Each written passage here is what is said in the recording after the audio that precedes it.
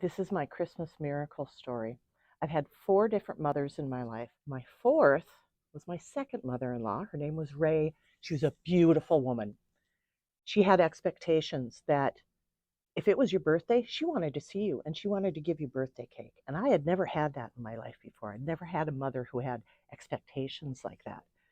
Um, so, because of Ray, my husband and I were on our way to her house Christmas morning, 8 a.m.,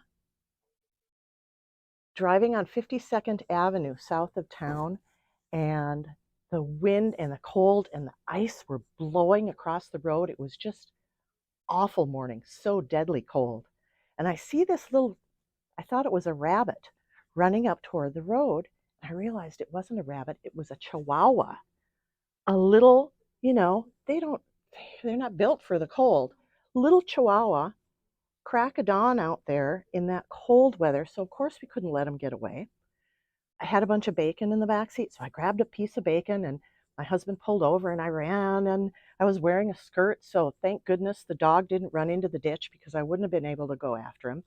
He started running down the road instead, so I'm running after the dog and he got away, and I got back in the car and we drove after him and pulled over next to him again, and he went under the car. So I had to get on my belly and go under the car and grab him out. He tried to bite me, um, but I wasn't going to let go of that little chihuahua. And I pulled him out, put him in my jacket, and he just shook. Poor little guy. It was just, oh, I was so happy to catch him. And we took him to Grandma's house, and I called the um, the police station because the pound wasn't open because it was Christmas morning. And they said, sure enough, there was a student who'd been looking after one of her professor's dogs, this chihuahua, and the night before, that chihuahua had gotten away from her. So this little dog was outside all night long. And I like to call it my Christmas miracle. And it never wouldn't have happened if it hadn't been for my mother-in-law, Ray, who expected us to be to her house at 8 a.m. on Christmas morning. That's my story.